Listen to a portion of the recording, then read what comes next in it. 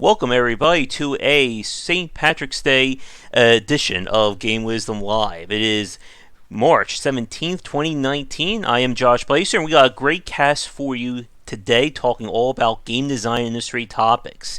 Rob is still busy at work, and Josh is somewhere right now. But fortunately, there is always a co-host waiting in the wings, and we got ourselves a shark this week. So please welcome back to the cast, Shark, who's also working on Project Triad. Hello, everybody. I'm glad to be here. All right. And I guess, do you want me to call you News or Shark? I forget. Like, what would you like? Shark or Sharky's probably the better one to do. Okay. All right, Shark, so it's great to have you back on. How is everything going? Everything's, it could always be going better, but we're making progress. We're making progress, and that's always a positive. Mm-hmm. For those of you who don't know, we did a podcast with Shark about, I want to say 3, maybe 4 weeks ago, talking about kind of the perils of indie development that should be going up in a few weeks. Again, we have this backlog of casts that I am ever so much sifting through. Hey, Mojo. But before we get to some news this week, and there is a lot in terms of some very interesting topics to go over, I guess a brief update about what's going on with Game Wisdom. So, the second book, the draft, is finally at long last done. I submitted that to the publisher, and the next step begins with now sourcing or getting the rights for all those images. But the book should be due out sometime, I think, mid to late 2019. I'll have to hear more back from them because not only is this going to be St. Patrick's Day, but, hey Mike, but it is GDC week starting tomorrow. I guess, Shark, have you attended GDC before? No, I have not. I've only gone once, and that was in 2012. It's one of the things I really want to go back to, but it's just a financial issue in terms of, getting everything ready and heading out there for the week. Yeah, I watch a lot of GDC videos, but yes. I've never actually been to GDC. Mm-hmm. I still remember meeting Sid Meier there and completely botching my introduction to him. And I will, if I ever talk to him, I'm going to ask him if he remembers me, and he'll probably say, "Who are you again?" I don't know, just some weirdo at GDC.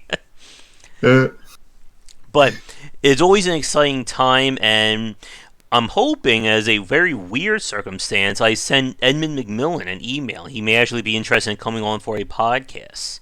So that would be amazing because I love the Binding of Isaac, and that's probably a good 3 to 4 hour podcast as long as his family doesn't stop him from talking. Yeah. Let's see.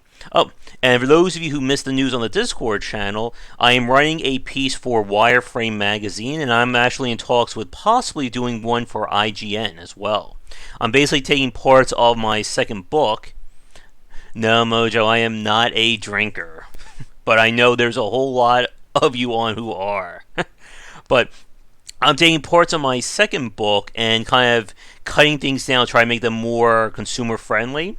I've been pitching them as article ideas. So I'm hoping IGN says yes. I have 5 more days to finish writing the piece for Wireframe. So it's going to be another one of those busy times here.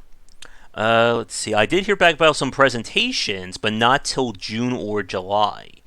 And I'm actually going to be, I'm also in talks to talk with a local high school, probably either this week or next week, to the kids, talking about, going to game design, what it's like, and all that. So I'm looking forward to that.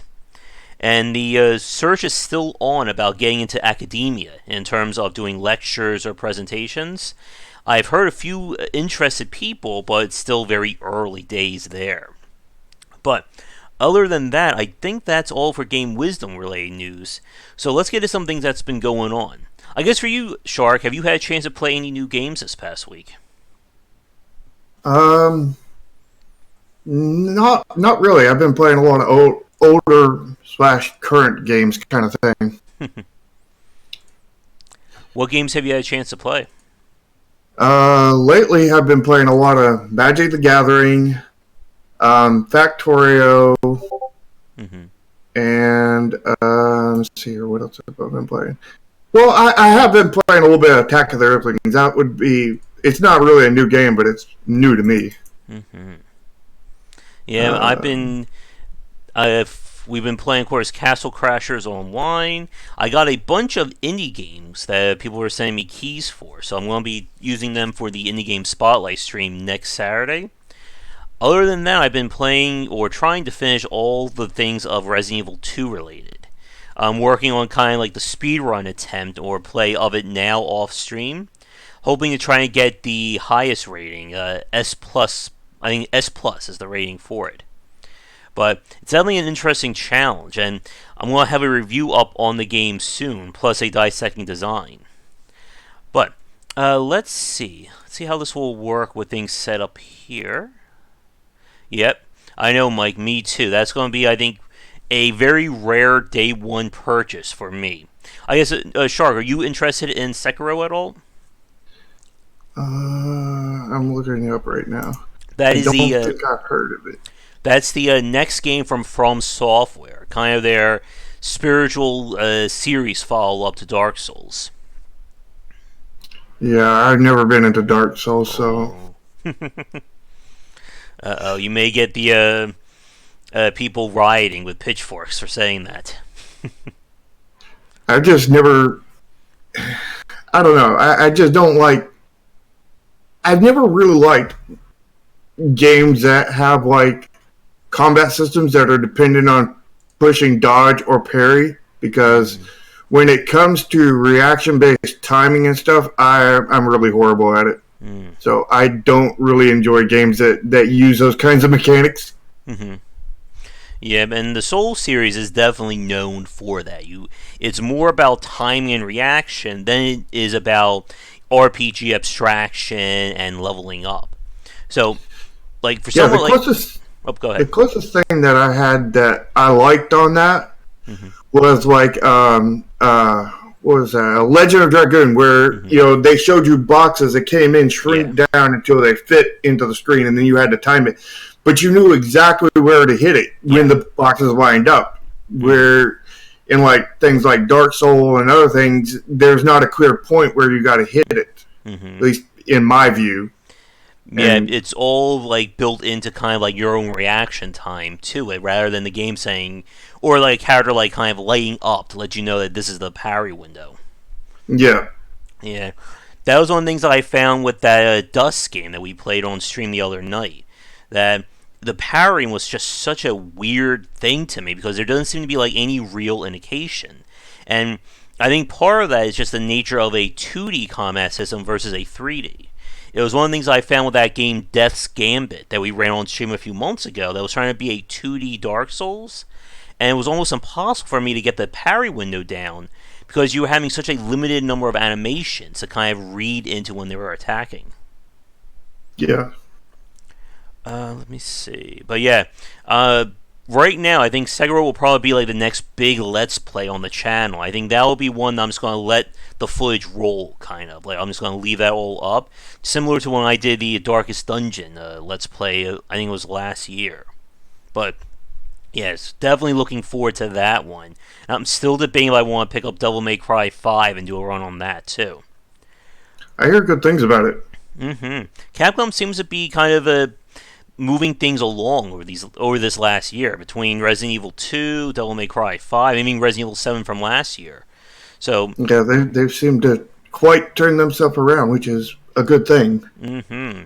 Because I remember everybody, wishing they would die after Marvel vs. Capcom 3, and even what's happened with Street Fighter 5 and all that other crazy stuff. And don't forget Resident Evil, the action one. What was that, 6? 6 and 7, and then there were a bunch of side stories as well. And again, Yeah. I will hold Capcom to this until the day they die. But I remember the executive producer, someone from Resident Evil, one time said that survival horror was no longer considered viable as a genre. I think this was back in 2008, 2009. Yeah, I remember that one. That's a famous one that will be forever stained on the internet. Mm-hmm. Especially for the horror fans. Hmm.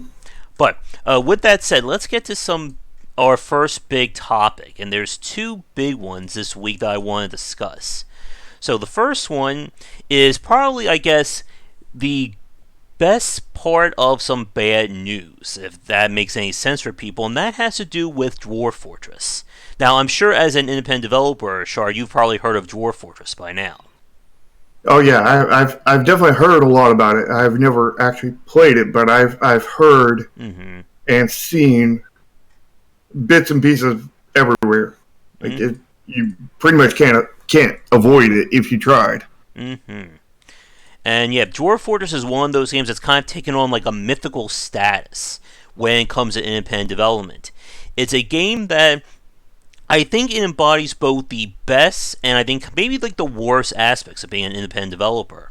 It is a game that is very much the dream project. The creator, I think it's a Brother team, they've gone on record saying that this is their game. Like, they are going to work on this until the day that they literally can't, which will possibly be whenever they will pass away. Like, it is their, mythical project that will never end. On the other hand, that is a terrible way of running a business. And they have not been charging for the game in, I think, it's been like 14, 15 years. And they've been basically been going on or been surviving thanks to donations from people who enjoy it. And like we were just saying, like when it comes to Dwarf Fortress, it's either a game that you have very little built in or very little personal knowledge on, or you've been playing that game almost ritualistically for the last 10 or so years. It's a game that just never ends. We'll talk a little bit more about the design in a few minutes. But the big piece of news is that the game itself has only been available through their own personal site. Again, it's been a free project, so it wouldn't go on Steam, GOG, or etc. But it has been announced that it is finally coming to Steam, courtesy of Kit Fox Games, who are doing the publishing. There, of course, we spoke to Tanya Short. They're doing Boyfriend Dungeon. They did The Shattered Isle, and so on and so forth. And with Dwarf Fortress for the Steam version, it's coming with a graphical update. And while it may not look all that impressive on first glance, especially to new people, it is a very big deal that we'll talk about in another minute or so. But, like I said, this is the best part of bad news. And the whole reason why it's going to Steam is that developers are worried kind of about being able to pay for healthcare in terms of Patreon and support along those lines. So they need to basically come up with a plan B in order to keep funding coming.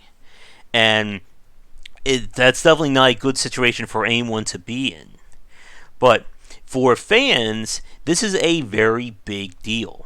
Because I'm sure as well for you, Shark, you've probably seen your fair share of quote-unquote Dwarf Fortress-like games on Steam this past decade. Oh yeah, there's been tons of them, and the thing about the whole healthcare and everything, like this is, I guess, it comes with the issue of not charging for your game and giving it away for free and having an infinite development cycle kind of thing, because that's not a financially viable model. And I think that's what they've learned recently with this healthcare issue. And this could potentially, we won't know, but it could potentially cause the end of the development of the game. Yep. Because if they don't have any money to make it, then they can't make it. Yep. And that's what I was just saying a few minutes ago, that it embodies both the best and worst aspects of independent development. That they are not making Dwarf Fortress because they're expecting to get rich off of that game. They're not making it because the developer or publisher told them to. They're making it because they literally want this game to exist. And if it wasn't for them, it wouldn't exist at all. Yeah, I mean, that's what most indies, they go by, because they want these games to exist. But they don't completely, well, I wouldn't say all of them, but the ones that are successful generally do not forget that finances are a key part of things, because if you do not have the finances, you can't keep going. Yep. And it's something that even like I run into with doing game wisdom and trying to do more in terms of like sponsor pieces, writing for other places. Because at the end of the day, if you don't have the money to make something or continue to work on it, it stops. And it goes away for everybody at that point. Hey, Mike. Yep. It's a it's really a almost like a, it's not quite a catch-22, but it sort of is in a way, because like without the money you can't have the game, and without the game you can't have the money. Mm-hmm. But even with the game, you don't necessarily get the money, and that's the hard one, and especially in today's market. That's nearly impossible, from what I've learned, because it appears that no amount of reviews will change it.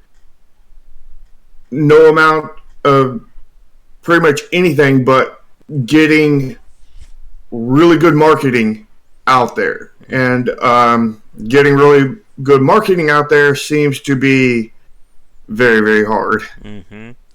And everything that you just said, Shark, is going to be like the perfect lead-in when we get to our second topic later on in this cast, too. But, yeah, and like you just said, when it comes to independent development, it's one of those very weird things because it attracts people of all kinds. You have people who get into the independent scene from just a pure business standpoint, or in terms of building a business for themselves. Just as you have people who get into independent development simply by the fact that I want to make a video game. I don't care if it sells. I don't care if, IGN or Destructor or anyone else colors it. I just want to make this crazy little game. And again, for people who don't search on itch.io, there are plenty of games that fall in that category there. Indeed. It is a quandary, because like you really have to have both. You have to have the business side, and you have to have the vision side. If you do not have both sides of things, then I wouldn't say you're doomed to fail, but likelihood is that you are. Mm-hmm. Yeah. It goes back to what one of my friends, a developer from Serenity Forge, Z, told me. That for him, he finds that there's as much art in the business as there is business in the art. And again, like there are developers out there who do understand that, but there are many more who don't. And there's a whole big topic there talking more about what it means to succeed and understanding why. But that's another like 3 hours if we get on that right now. But taking this back to Dwarf Forge, so I just looked up their Wikipedia page. So the game was quote-unquote released back in 2006. So it has been going to be on 13 years of development this August. And there is a quote, this was said in 2011, that version 1.0 will not be ready for at least another 20 years. And again, that was 8 years ago that he said that. And again, like, this is a game that, and we'll talk more about the legacy of it in a few minutes, but this is a game that, again, there is just no way that this game, I think at this point, actually I want to get your thoughts on the Shark. Do you think even with the sell on Steam, like, do you think that this will actually be like a financially successful game? That's a hard one. Yeah. That's really just a shot in the dark. But what I could say on that is that it's not likely to be. I would say they would be lucky to break even, no matter how successful it is. Mind you, I believe that Dwarf Fortress is definitely a kind of niche kind of thing, but it's a niche that they own. They own the entire niche, so they have access to all of it. So they have the most chance of being financially successful as more than anybody else does. Mm-hmm. Yep. The question is they say they have another 12 years before they hit 1.0, and they've been doing this for what I would assume would be free minus whatever food goes in their pantry or something. And now they have medical bills that they can't pay for. And the question is will they make enough money to cover whatever medical bills these are and anything that comes up in the future, as well as the food to fill up their pantries for the next 12 years.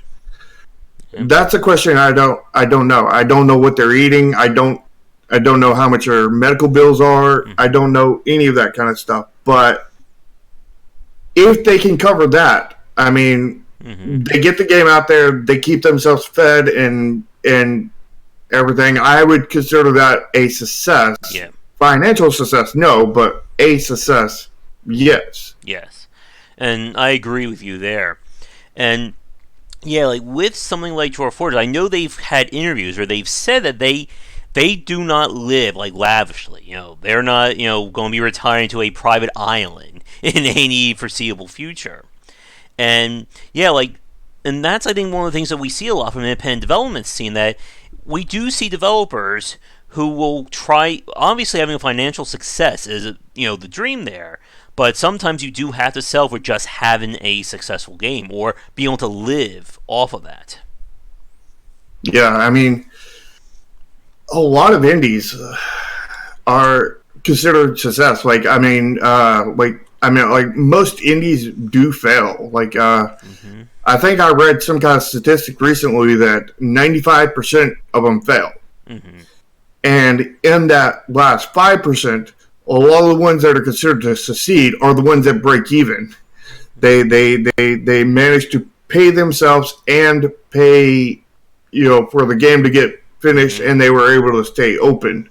Yeah. And then they were able to go on to the next one to have another potential roll of the dice kind of thing to see if they were able to keep their doors open. And success is breaking even and or better, basically. Yep.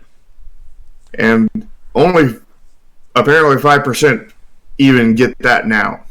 Mm-hmm. I really miss the days of you make a good game and you'll succeed. Oh yeah. Oh, you are going to really love the critical thought I have coming up this week, Shar. I'm going to be talking all about if influencers really are important when it comes to succeeding for games. And that's another 50-minute topic right there. Yeah. The question is how to get the influencers, because a lot of them won't even talk to you. Mm-hmm. But that was one of my issues. Yeah. And we'll probably save that discussion for when that critical thought goes up, I think, in a few days.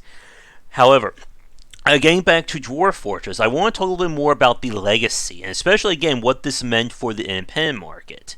As I said about 10 minutes ago, one of the big things that is going to be coming with Dwarf Fortress on Steam is a graphical update. And I think using the power of my demonstration here, let's see if this will work. 1 second. Here we go. Oop, that did not come out as a plan here. Ooh, not sure why it's all messed up. And we don't have the time. I know, let me just go to a regular demonstration. There we go. So for those of you watching this right now, what you're seeing here is the Steam page for Dwarf Fortress. And I'll switch back to our normal view in a minute. But here are the screenshots for Dwarf Fortress. And for a lot of you who probably have no idea what Dwarf Fortress is, this looks, very basic. It looks like a horrible, graphics. Why would anyone care about a game that looks like this, right?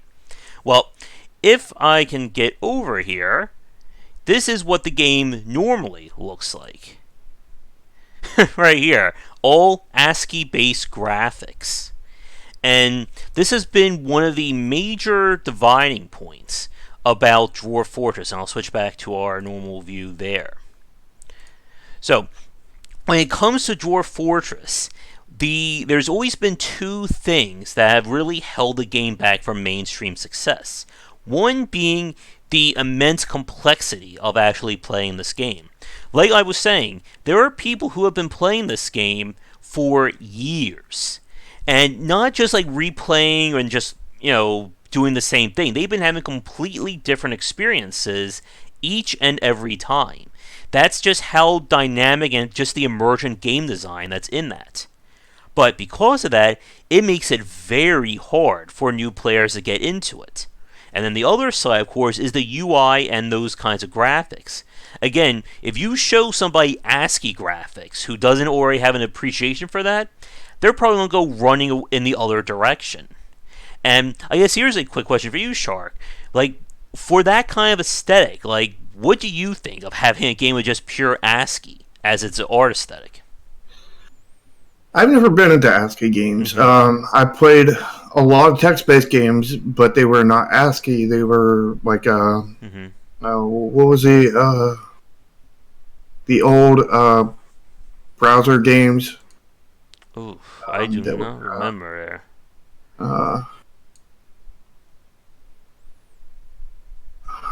I'm thinking something like Blackboard. It's not Blackboard. It's... I recently played, or last year, I played the roguelike Cogmine that was all ASCII graphics, too. Anyway, like, I've never really been into ASCII graphics kind of thing, and I don't mind just, like, text-based stuff. Like, BBS game. That's what Mike got it. Oh, I think I I forget what BBS stands for, though. Something bulletin board, I think? Let's see. Well, when this goes up, I'll be editing this part out, so... The magic of editing. Let's see. What does BBS stand for? We just need to put, like, the magic of editing, and then you cut it. Let's see. Bulletin board system, I guess. Something like that. Yeah. But, like, those games were... I really enjoyed some of those games back in the day.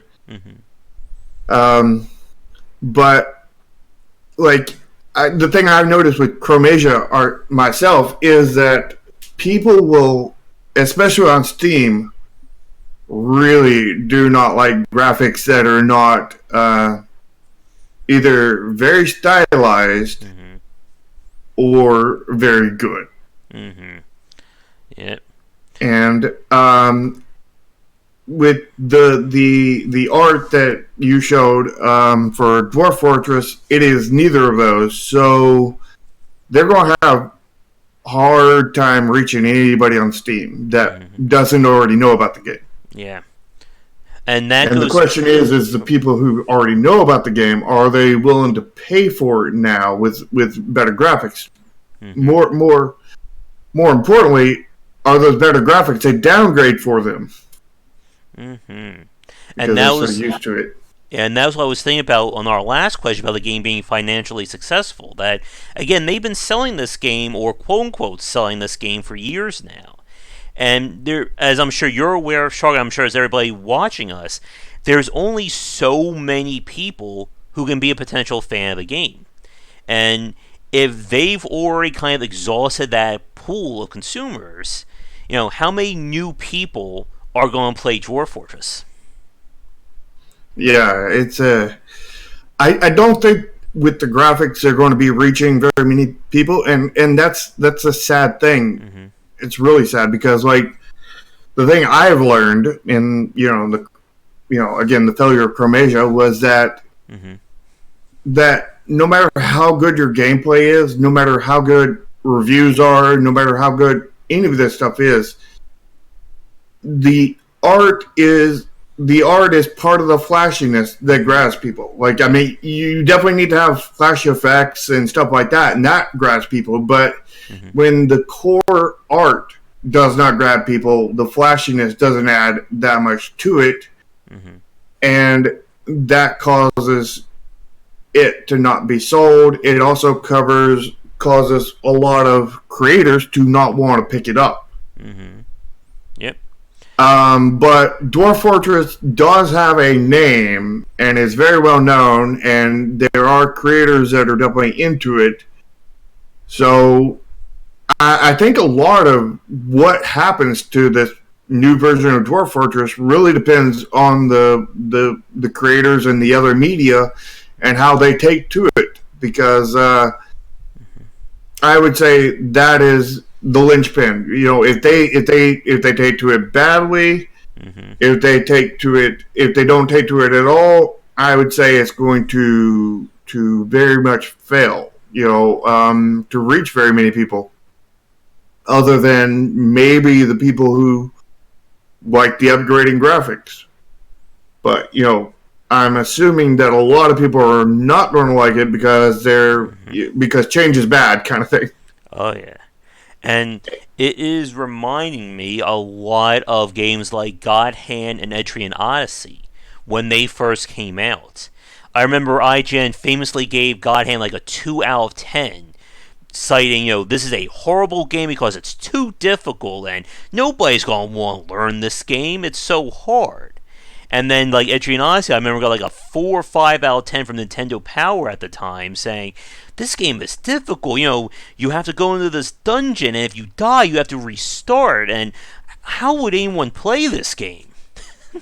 And as you were just talking, News, my brain was just like thinking about all like the new people, like who either write about games or make videos for games, trying to do like a review of Dwarf Fortress with like no idea the legacy behind it. Yeah, I'm assuming there's going to be. We may get a controversial article on that one, Mm-hmm. to where somebody covers it and doesn't know what they're doing and has no idea of the history behind it, and that's going to blow up. Oh yeah, I think at this point it's not a matter of if, but of when on that one. Somebody's going to do that. Dwarf Fortress is an overrated piece of crap. That's going to... Oh, good. I just said that. Let me make sure to edit that part out when I make this video so nobody takes that as a sound bite there. But the final part for this topic that I want to talk about, and this once again goes back to the independent market, again is the legacy of Dwarf Fortress. Like we were saying at the beginning, many, and I do mean many developers have been chasing Dwarf Fortress over this past decade. And a lot of it again goes back to what we were just talking about, the art and the UI. Because those were the two key points that held back a lot of people. So a lot of developers thought, well, Dwarf Fortress is popular, but what if I make a Dwarf Fortress that has decent graphics? Or a UI that doesn't confuse people? And that was their entire development plan for their game. And the Steam Early Access has become a graveyard of Dwarf Fortress likes over the last 8 or 9 years. Oh my goodness, Space-Based DF9 being a big one that was Double Fine's attempt.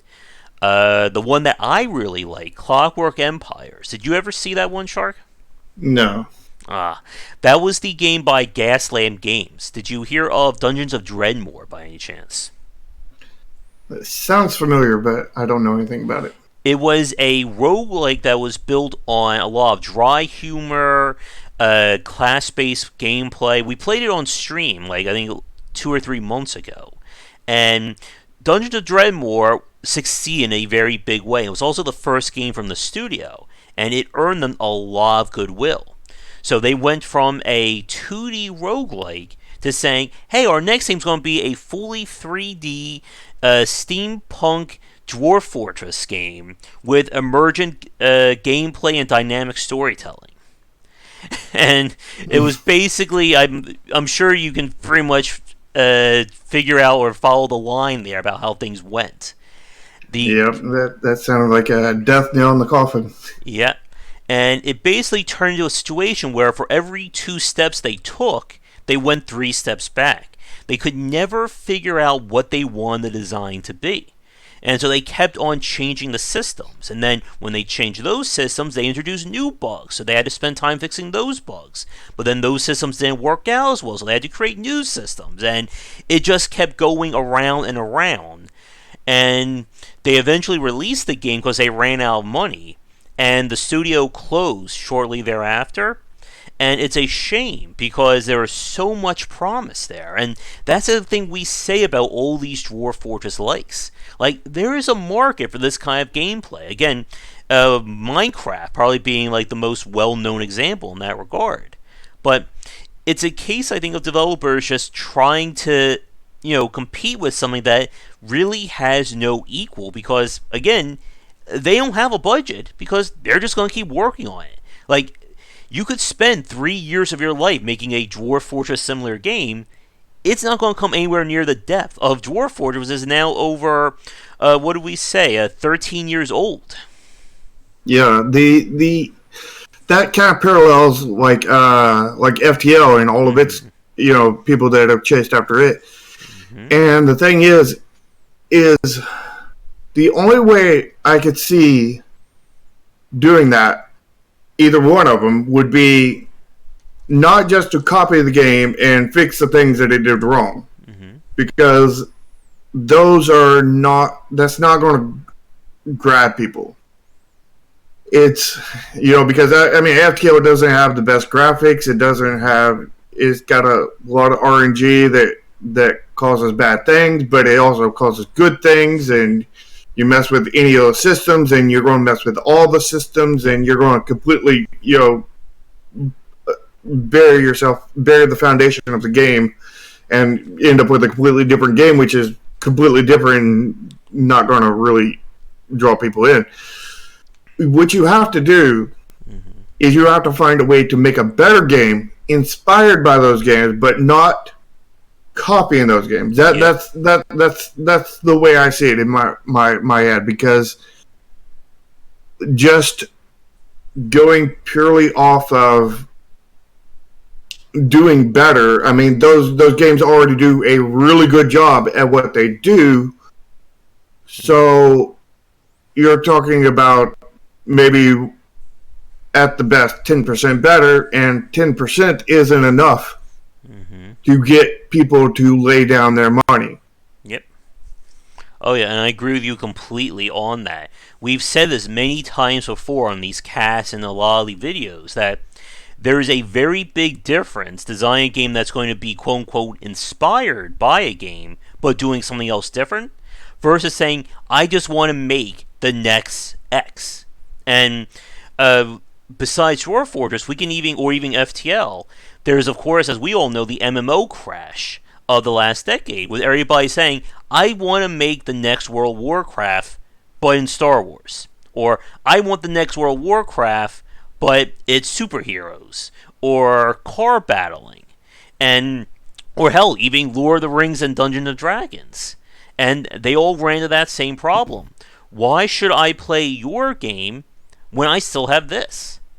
And again, with a lot of these Dwarf Fortress-like games, they even had the horror sell saying, I have a Dwarf Fortress-like game, but it has nowhere near the same level of functionality or depth as a game that you can play for free. But would you buy my game for $20? Yeah, no. Not going to happen. Mm-hmm. And, we're still seeing Dwarf Fortress-like games being made. Whether they are in space. Again, we've even seen some that even try to directly copy Dwarf Fortress, being you control dwarves. Or, Nomeria. And one of those games, I think, got a very, very bad, very bad history. I forget which one was it. I'm not sure if it was Nomeria or not. But, we played Meeple Station. Well, we tried to play that one on stream. I think it was last month or the month before that. And, again, it's one of those cases where if you're going to, go after the king, you better make sure to kill the king and not wound them. And if you're trying to do a Dwarf Fortress-like, and I'm having trouble understanding your game, why the hell should I even give it the time of day?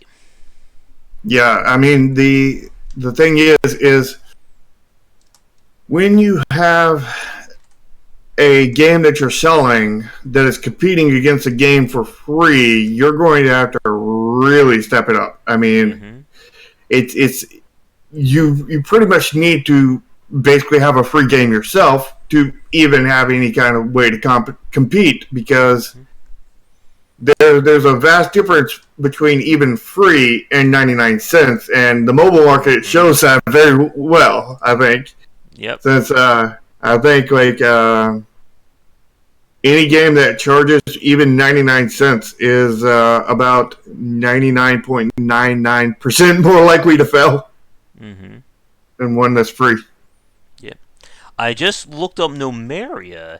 It seems to be doing well, and I'm not sure if that was the controversial game or not. Because I remember there was one Dwarf Force like that was released, and like it had like horrible bugs. The developer may have abandoned it for some period, and a lot of people just hated it. But I don't remember which one it was. Because again, there's been so many of them being released. Yeah, And it's it's really a hard thing, and that's that's where it really gets into like design and mm-hmm, everything. And you if you're just copying somebody else's design and just slightly changing up things and everything, like mm-hmm, people are not going to necessarily like that. They're probably going to hate it, to be mm-hmm, honest, because you're just copying somebody else, copy and pasting, and when people buy a new game, they want a new game. They don't want a new version of an old game generally. mm-hmm. Generally, I mean there are exceptions. I mean remakes are out there for a Oh reason, yes.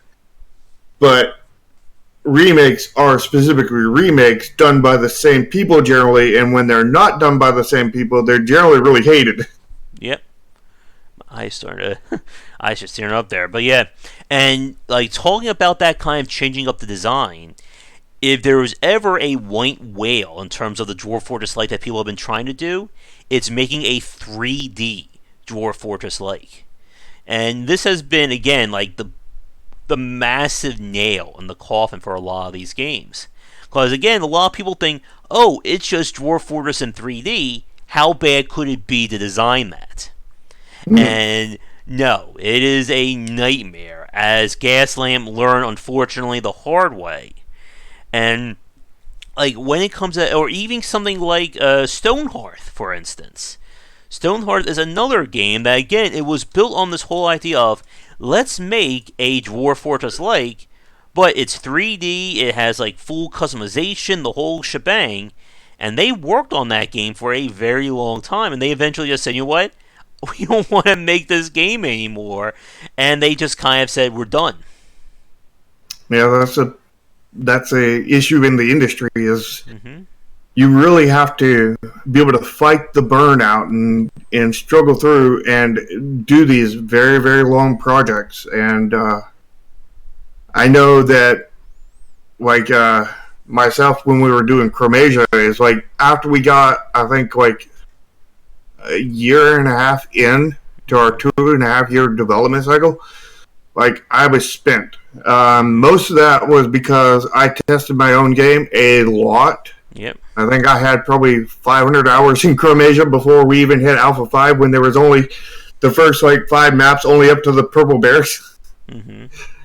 And then there wasn't even New Game Plus or anything. You would just play like up to that point and then that was it. And with all that playing, like I seen the assets over and over and over again, and then I had to go work on the game, and I'm sitting here drawing on the assets and you're writing on stuff and all this other stuff, and you just see this stuff over and over, and it gets burned into your brain that you've seen this stuff so many times, no matter how many times it's changed, but you've seen the same thing so many Mm-hmm. times that it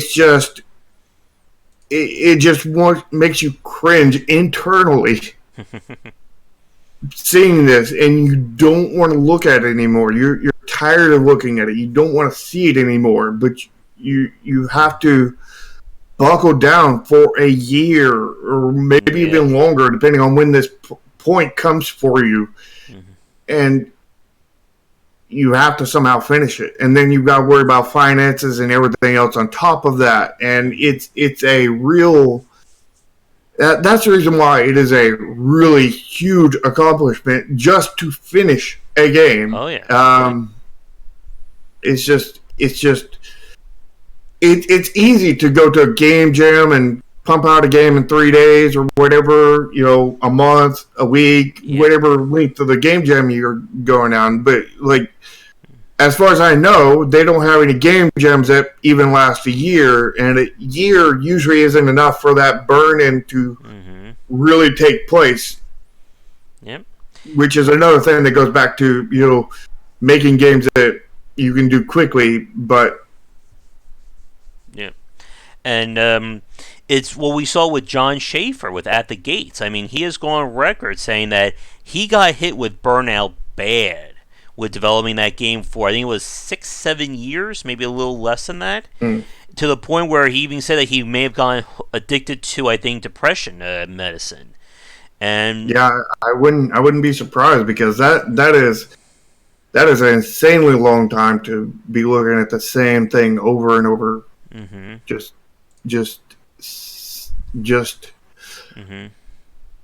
being on something for 7 years. I mean, like, think about having your whole entire music library limited to one CD, and you have to listen to that one CD for the next 7 years. It's like, oh God, not this again. And it's not like you can choose not to listen to it, because that would be quitting. Yep, you gotta keep doing it again and again and again. And that music will get to the point where it was your favorite music in the world, and now you freaking never want to hear it again. Yep. And BP's point about pixel art and AAA, yeah, that's another very interesting topic. I only will have time to get to that one today, but yeah, like, again, when it comes to the art, and this is what you were saying earlier, Shar, that a lot of people will immediately discount any game if the art, if it doesn't look catchy or appealing. But again, you may think your game looks appealing, but you never know when people start, really breaking it down as to, hey, this looks amazing, or this looks like something, somebody made in a month. And again, or this looks like somebody got some assets off of the store. Exactly. And it's an asset flip. Yep. And it's, again, one of those very weird things. Again, one of my favorite stories is from Chris Park. And he talked about having to use very basic graphics for A Valley Without Wind, which is one of the most insanely designed Metroidvania-style games ever made. And chances are most people have never played it or heard of it, because it looks so rough, again, with first appearance. Yeah, it's... Art is a big thing that goes into making sales on a video. You have to have a level of art that sells, and that level of art may not be a high level of art. It could be a stylized level of art, like West of Loathing, like that. Yep. That is definitely not a high level of art, but it is very stylized and very animated and whatnot. Where other games that have decent but not great art, but no style, there's just not enough style, rather, not necessarily no style, but not enough style. They just don't move, and that's the thing I've learned recently. Yep. And yeah, there's so much to unpack with that topic. But to begin to wrap things up for this first section, I have one final question I want to ask you, Shark. I want to ask the folks watching this, whether it's live or recorded. So, with Dwarf Fortress coming to Steam, it is probably going to earn or get a lot more recognition and coverage simply by the fact that it's being sold on a store for the first time. And as we've said, many developers have chased the idea of the Dwarf Fortress like, be it in a 2D, 3D, space, fantasy, whatever. So my question for everyone is this. let's say Dwarf Fortress does blow up. Let's say that all the major sites start covering it again. We start seeing YouTubers play it, the whole deal. And let's say with that attention that a company like Blizzard thinks to themselves, hey, this idea is pretty popular in independent space. What if we make a big budget version of that? So, how many of you, if would play a AAA take on Dwarf Fortress with the fact that it's going to be competing with this original Dwarf Fortress? I wouldn't play it because I don't know what's all in Dwarf Fortress and everything because I've never played it, but from what I've seen of it, it seems to lend itself to microtransactions and a really bad model. And if a AAA got a hold of that, I could assume that it would be a mess. Mm-hmm. Pretty safely. All right. And for the folks in chat, leave your comments down below on that one. But yeah, like for me, that's a tough one. I think it really depends on the company. And again, what I'm seeing in terms of, what kind of microtransactions, things like that.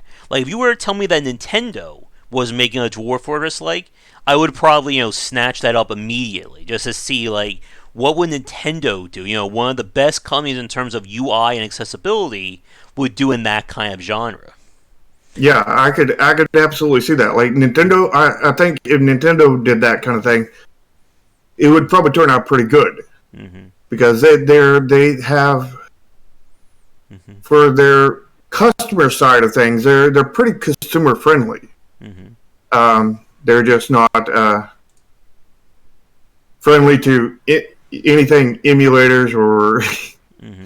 fan games or anything like that. But actually, to the consumers, they're pretty friendly and whatnot. And so I would see that they could probably do a pretty good job at that kind of thing. But if EA picked it up, that would be another Star Wars game. Mm-hmm. Maybe worse. So I'm going to assume that if you hear Activision is putting Sledgehammer on a Dwarf Fortress, you would probably stay far away from that one. Mm-hmm. I think Nintendo is pretty much the only one that I would even remotely think about. But then you think about that, and that would be on the Switch. I don't want it on the Switch, so that would probably be a no for me because I don't have a Switch. All right. But let me see. If there's any final thoughts before we move on to our weird game segment?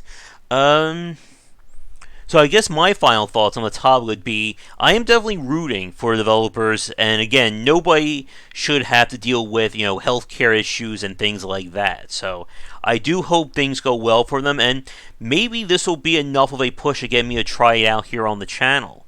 But again, it's going to be very interesting to see what this means for the other games in the genre now that they don't have that excuse of, well, we don't have to worry about Dwarf Fortress on Steam, so let's make our own version of it. So, what do you think? I have a feeling that that's going to cause a lot more people to get on it because they see that it's on Steam and is being successful potentially. Oh, good. And even if they're not successful, people are probably going to assume they're being successful. And you're probably going to end up with tons more clones and whatnot, and games made like it. And I would assume that there's going to be an elevation in those amount of those games being made, and an elevation on those games that fail.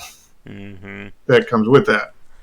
So you're predicting we're probably going to be seeing another Dark Souls or Battle Royale push then. We're going to be seeing everybody trying to be the next one.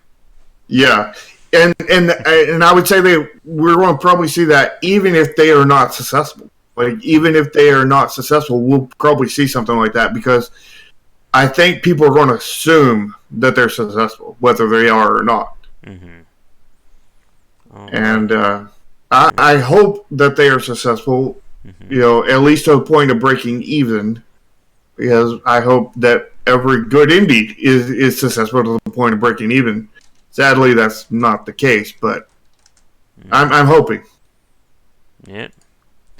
And talking about indies being successful, there's a very weird topic that I'm trying to find the news piece for very quickly. Where was it? Oh, here it is. Jason Rower. Have you heard of him?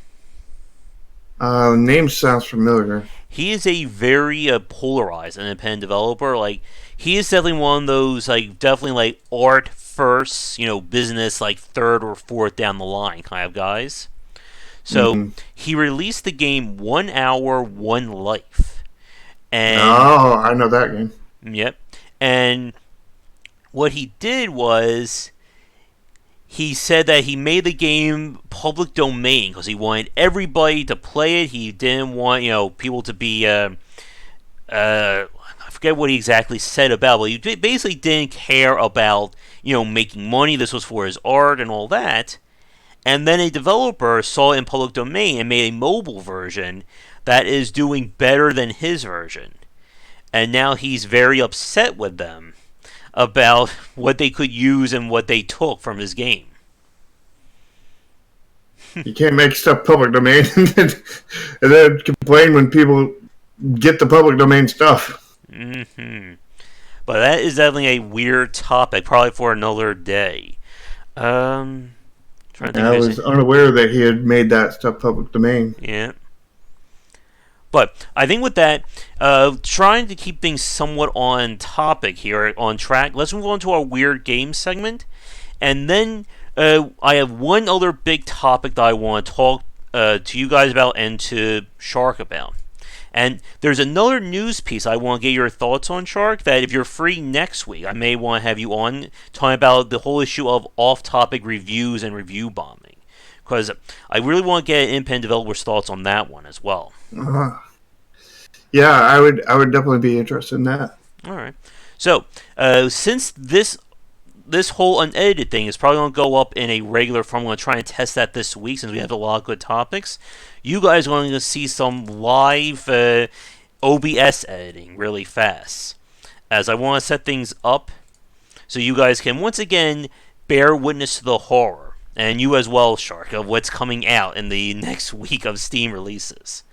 So, we need some like in between music here. Can anyone like hum a few bars while I do this update?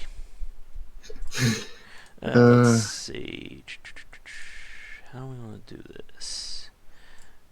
It may not be. We're looking at Keymailer. Let's see. It shouldn't be as bad. Keymailer, and I don't. From the developer side, like not from the creator side. I mean, I've dealt with Keymailer from the creator side too. From the creator side, I actually really like Keymailer. It's always been pretty good, but from the developer side, like I do not like Keymailer. It's not that anything's actually wrong with it. It's their financial model. Yeah, because go ahead. Basically what it boils down to is you have to put all of your money and all of your time and hard work and into making a game. And then you have to give away your game for free. And that already hurts, Yeah. And then after that, you have to pay to know who you're giving it away to, because they don't tell you who's requesting the key. I mean, they give you a name, they give you a follower count / subscription count for how many subs and followers they have on Twitch and YouTube, but they don't tell you. They don't give you a link to their channel. They don't give you any kind of information on this. And there are plenty of people that are going to request keys to your game, and they have no intention on marketing your game in any kind of way.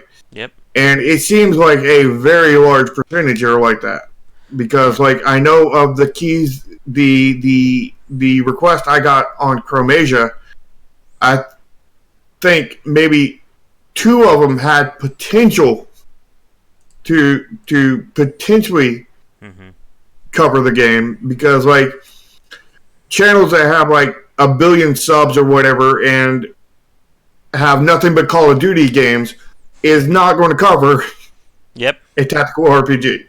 It's just not going to happen. You never know. That could be the game that turns them into a tactical strategy fan. But no. Oh my, yeah. Like for me, like I prefer to contact developers directly, but it can be very hard sometimes to find them, and even just the time it takes. Like I've had cases, and you guys watching know of some of the times that it takes me like 30, 40 minutes just to find an email address of somebody to ask them for a game, and many times they won't even respond. And I know there's a few other places.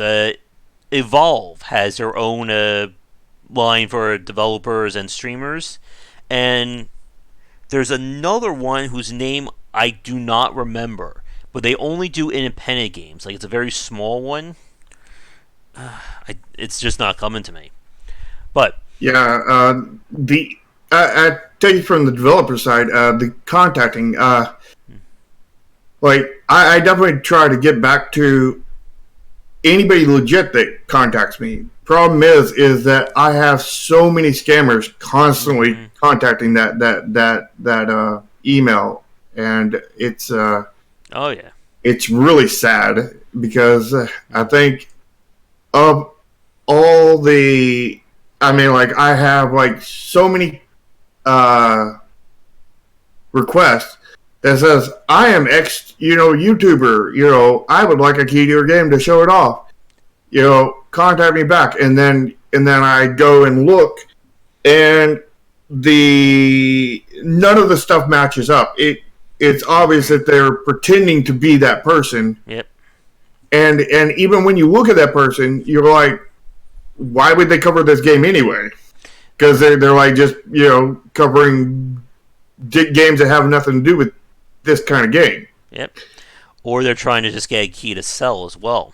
Yeah, and that's what I notice a lot on Keymailer and a lot on just emails, is just a lot of people are mailing you to get keys, and a lot of times they will look for multiple keys, and that's generally a red flag right there. Yep. Not always a thing, but when they ask for more than one key, is almost always a red flag that this person is not legit. But even when they just ask for one key, they are often not legit, from what I've learned, and it's a issue, because I mean, you can, if you just go out and go down the list of Keymailer or your emails or whatever and just give everybody a key, which I know developers have done that, and they're pretty much all failed. The ones that have done it, is scammers make more money off of your game than you do. Or streamers who will make more money off your game than you do when they do some wacky video for like a minute and a half on it. Yeah. I had another. I had an instance of that. I had one that contacted me through, and for Chromasia, and he was just wanting a game for like a minute and a half just to make fun of it. And I'm like, Chromasia is actually a serious game. It's not something. Yeah, it's not just a joke game. It's quite a serious game. It just has kind of a comedy theme to it. Yep. Like Disgaea does, kind of thing. And it's not just a joke game kind of thing. It has jokes in it. It has references in it. It has all this kind of stuff, but it's not just a joke game. And some people just want to basically create drama or a shitstorm off of a free key. Yep. They want you to give them a key so they can create a shitstorm for you. Yeah, pretty much. But they still get like 20 to 50,000 views on that regardless. Yep. And they probably get more views than you ever did on your game. Yeah. And it's anti-marketing. That's usually why you have to be very careful on who you give keys out to. It's not necessarily just a cheap way of marketing, as foreign users said, because it can very much backfire. Giving away free keys can very, very much backfire on you. It can cause you, it can lose you money if you're not careful. And if you're just giving away keys willy nilly, you're going to be in for a bad day, pretty much. Mm-hmm.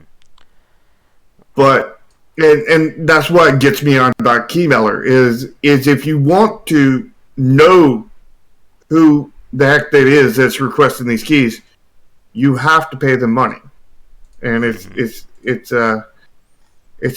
pretty good sum of money. Like I think it's like if you go the low tier, which doesn't give you all the information, so you're still just shot in the dark kind of thing, pretty much. But I think that's like $10 a month or something. Mm-hmm. Where I think to actually get a full view of things, I think it's something like $99 a month or something. Mm. So you have to pay a good bit of money to give away your game mm-hmm. that you worked so hard on. And even when you do give away these keys and everything, nobody's guaranteed to cover it. Oh, yeah. You could give away, you could pay all this money to get all of this, and it gets you nothing because they don't cover it. And then the other thing is if you want to actually, and then they're still all coming to you. So if people aren't coming to you, if people aren't coming to your page to look at your game and request a key, then you still have a problem there that you can't get in there. And to get where you can reach out to people, I think it's something like $400 a month. Mm. And then you can reach out to people and ask them if they want to have your keys for free. Mm-mm. And then you have a lot of them that want money on top of that, and then you it's just the endless cycle of money thing that is potentially going nowhere, and I just don't like it. Yep. And unfortunately, for a lot of people, like they're not going to take the time to get in touch with developers, because the first thing that I do whenever it's a game that I really want to play is I try and get in touch with them directly for a key or to get them on. Like, I still want to get on, oh crap, I forget their name already. Crate Entertainment for Grim Dawn. Like, I've been pursuing them for years now, and I want to get them on for a podcast. And getting, the press key for the DLC is just the icing on the cake there. But a lot of people generally just want things the quick and easy way. So, this is the first game I found. I thought this was going to look like, again, getting back to first impressions, like, I thought this was going to be like a very risque kind of game, but it looks to be a pretty interesting one. That's why I kind of switched the footage for this thing, because I wanted to be on the safe side. It looks like some kind of puzzle-based RPG. It's an interesting concept. Mm-hmm. Let's see.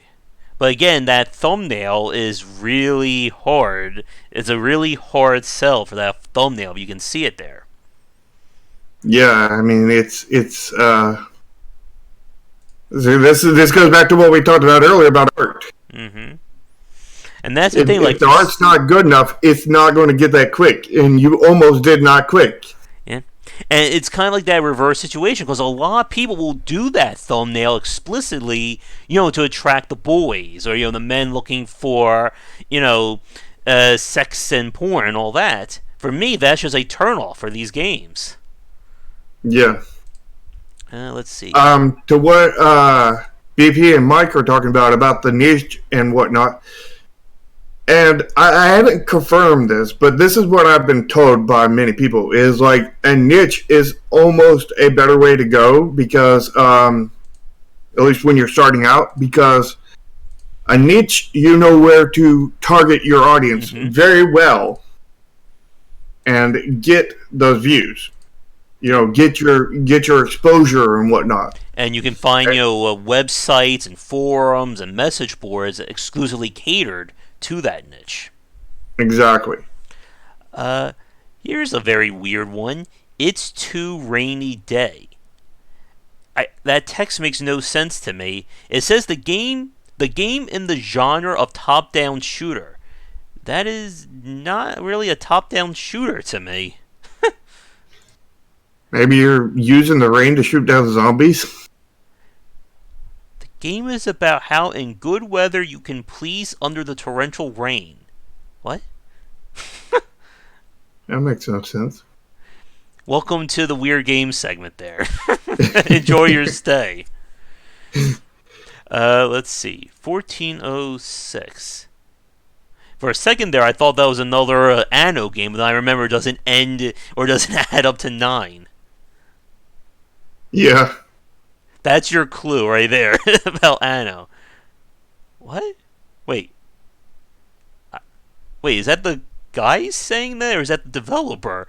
I did not believe in the existence of a poltergeist until today. P.S. Mike? What? Do you see that final marking point? Puzzle. Just one puzzle. Right there. Multiple game endings. Puzzle. Maybe the puzzle is that part. Yep. The puzzle is figuring out what ending to get. Figuring out who said that. Mm-hmm. If that's your character or if that's just him. I don't know what this game is. I think it's just a walking simulator or a horror simulator. There's a story in Central Pennsylvania. Okay. Kind of seems like a walking simulator. The color of the roses. Alright. Again, I've gotten very wary whenever I see very weird names these days, so I have to check. Yeah. Okay. It doesn't look too bad. That's the famous last words. It looks like a game, RPG Maker game. His chief gives him a new errand, the errand which won't wait. Oh my god, this is like that. I can't tell you how much. Do it, go on. What was her name again from the Dungeon Siege? I have no idea. You named yourself after her on the Discord. Oh! You're talking about Jane? Cassandra. It's just like that. Jane Cassandra. This one's just saying "errand" 5 times in a single paragraph. My inner writer is screaming right now. Yeah. Wait. Don't forget the ya. Uh-huh. Wait, what is the color of your roses? I don't know what that means. Is that supposed to be sexual, or is that just a weird question that you ask people? Wait, is Draken on? Is he the one who... I think it was Draken who likes the visual novel games. Maybe he'll know the answer to that one. Let's see. Maybe it's Money Bath VR. But like I was saying before, I really hate... I have really grown to hate the term RPG Maker. Because like I have had so many people look at Chromasia and be like, "You use RPG Maker?" It's like, no, it is a custom engine. Mm-hmm. It's like apparently RPG Maker has gotten such a reputation that any game that does not have amazing art is an RPG Maker game. No matter if it can't even be made in RPG Maker normally because it's tactical RPG. They do, regular RPGs. Mm-hmm. They don't do action RPGs. They don't do tactical RPGs. They do regular standard RPGs. Of course, that being said, if you're talented enough, you can make a first shooter in RPG Maker. It's just the engine is not built for that, but you can do it. Yep. Here's one. The unintended consequences of curiosity. It looks like a Zelda-ish kind of game. But here's the thing that just kind of is putting up a few weird flags in my head. It's single player with up to 4 players on local co-op. It says adventure through the lands with your friends in this couch co-op, but it's only available on PC. something doesn't seem right there. Yeah, I actually had a developer friend that had this kind of thing. Like I tried to tell her that she was making a game that was very much like a Smash Brothers kind of thing. Mm-hmm. And I said, if you're doing it on PC, it needs to be online multiplayer because Mm-hmm. when you're talking about PC, there is co-op is just on couch co-op kind of thing is not something that's going to go over well. Yep. And if your game is designed around that, your game is designed around something that's not going to work. Mm-hmm. And here's something that's even more okay. Something tells me that this game has been updated and this page has not been updated as well. Because if you look at this screenshot right here, it's showing a keyboard and a gamepad UI, and this is 4 images split. So this whole idea of, where is it, single screen local co-op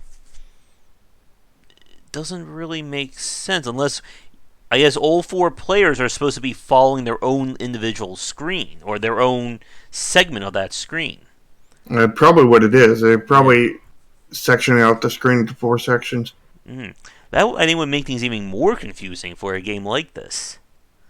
Because that's No, that's the truth of those kinds of games. Because like when you're talking about co-op on the PC, you're going back to like you think about co-op on like like the old N64 or something. They just split the screen for each person kind of thing, and they had a subsection of the screen, and then they had their own controller. Where on PC they would have their subsection of screen, unless people have multiple monitors, and their game would support those multiple monitors and being able to divvy out to them, which I don't think anybody would do. But even if they did, then you have to think that everybody has to have some kind of peripheral, some kind of control method, and that unless they allow lots of customization in there, then that's going to be a train wreck because you're going to have to design the controls for all 4 people based off of one keyboard and mouse. Yeah. And that's just a nightmare right there. Yeah, can you imagine playing 4 people on one keyboard? Oh god. Yeah. Alright, and speaking about RPG Maker, I just found this game, Gladiator's Ludus Manager. This looks very RPG Maker to me. Like, Yeah, it does. Like this screenshot alone is screaming because this looks like all like NPC, models that someone just like copy and pasted. Yeah, like there's so many models there, and they're all very Generic. I think part of the reason why they look generic is they all have the same outfit, which means that this person did make these characters, at least the body of them, or at least copy and pasted the body onto all of them at the very minimum. But they definitely did put something into the art. It's just a question of how much. And yeah, it definitely does look RPG Maker, but it could not be. Mm-hmm. It most likely is. Well, let's see. And it looks like we have plenty of hentai-related games coming out the next week. I know that's a big surprise to everybody watching. I wonder where all these hentai games go because it's not on Steam. It could be on Steam. There's a lot of them that are hidden, though. Well, I meant until Steam bans them. Yeah. I don't get it. They're already having Rape Day and all these other really bad games and asset flips and stuff on there, but they're not all right with putting good hentai games up there. It's like okay, if the game is good, I mean it's a good game, Why would you restrict good games from being on there and not restrict bad games from being on there? Alright, here's one. Real Life Battle Royale. It's going to be an ellipse epic game. Or dot dot dot. Okay then. I Uh, like the additional notes. It can work on almost any PC. Oh my. this is one of those joke games like loot box simulator and stuff. It could be actually good, but in a cringy way. Here's Not good for the masses, but good in a cringy way. It's so bad it's good kind of thing. oh, this one's from Avalanche, of course, makers of Just Cause. Generation Zero. Open world survival in the 1980s while fighting giant robots. Okay. 1980s and giant robots don't go together. I know, something doesn't seem right there. Huh. If it was the 2080s and giant robots. Could So be what is this, an alternate dimension? could be something interesting there. Yeah, it could be. The Deponia Collection. Shadowrunner? Alright, but I think we'll move on to our next big topic. Mortal Kombat 11 beta. Wait, they're allowing you to play the beta of it? Let's see. Oh, console only. Oh, speaking of developers belling on Steam there, Mike, I seen this stream the other day, and it made me cringe so hard. I couldn't watch it all the way. And it was by somebody who I used to respect, but the key word is used to until I seen the stream. Basically defending Steam and saying that Steam is not perfect, but really, really good. It's like, have you looked at Steam? Mm-hmm. It's like they have a consumer-friendly model, yes, Mm-hmm. but that doesn't make it good. That makes it a consumer-friendly model. Yeah. They have a very anti-developer model, and they are chasing a lot of developers away, potentially myself. I know I've definitely been chased away, but I don't know if I'm going to permanently stay away. We'll have to see what develops kind of thing, but he thinks, from what I got there, is he thinks that because they're consumer friendly, they're good kind of thing. And, they're not the best, but they're good. And then why move to anyone else then, kind of thing. Yeah. I mean, Epic is definitely anti-consumer, and I do not like that. The reason why I'm not jumping on the let's all go to Epic, kind of train. Because if they were consumer friendly, I would definitely be doing that. Yeah. And that's, I think, a good lead into our next topic. But before we do that, here's the game that I'm really excited about. Sandwich between, looks like a hentai game and I guess another novel or walking kind of game. The Grim Dawn expansion right there. But yeah, when that comes out next week, I'm playing that one for sure. Because it looks like they basically just stole the Crusader class from Diablo 3, which is one of my favorites. And that's now in Grim Dawn. So I will be playing the hell out of that. But let me switch us back to our normal view, because we have one final topic that I want to talk about. And this is a very big one. And again, it has to go with, or it involves Epic Games, Steam, and independent developers. So it's like the perfect trifecta. So, obviously, Shar, you know what XCOM is, you know what Phoenix Point is, correct? I know about it. I've looked it up and everything. I don't know everything about it. I mean, it hasn't been released yet. Yeah. But I do know that it's coming from the original creators of XCOM and whatnot, and I never played any of the original XCOMs, but I do have XCOM 2, and I do really like the game, except for all the bugs and glitches, and the fact that anytime you go to 99%, it might as well be a 0%, because I have never hit to 99%. Like, no matter how many times I've gotten it, I see a 99%. It's like, oh god, this is going to miss. I don't take a shot anymore. All right. Well, to fill everybody in about what's going on, if you don't know, so as Shark said, Phoenix Point is essentially the spiritual successor to XCOM, with the more exciting news that it's being developed by the creator of the original XCOM, Julian Gollop. And XCOM UFO Defense is considered, like, by many people to be one of the most amazing video games ever made. It was featured in my first book, 20 Essential Games to Study, and it, as the name implies, it went on to inspire XCOM Enemy Unknown and XCOM 2 by Firaxis, who kind of, in their own way, kind of reignited the quote-unquote XCOM-like, keeping it, I guess, in pace with what we were talking about earlier with Dwarf Fortress-like.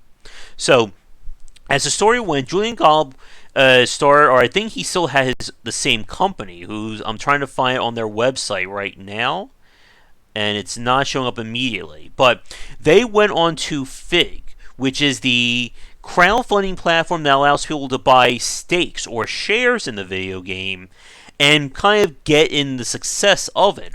And Kingdoms and Castles was kind of Fig's first breakout success. I even know somebody who earned quite a bit of money because they actually invested into that game. So, basically, when you throw in XCOM, the original creator, modern day take on it together, it succeeded. It was basically a blank check situation for them. It, earned its money, and myself and pretty much anyone who knows like tactical strategy games is keeping that game in the back of their minds while it's being developed. And several of the big points is that it's going to be obviously an XCOM style game. There's going to be giant bosses, and the enemies themselves are designed to be dynamic. So they'll create like different parts, or they'll be procedurally built to challenge you based on what your strategies are.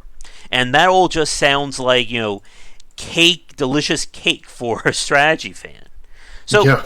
Everything sounds great. I got the beta for it, which unfortunately this computer is not able to play it at the moment. Again, my new computer is in some crazy limbo that it's a little too late in the cast to get into right now about. But as of this past week, the big news that dropped is that Phoenix Point is going to be an Epic Games exclusive for 1 year. The game was originally promised to be released on all the usual suspects, Steam, GOG, Humble, stuff like that. And it's gotten a lot of people very upset.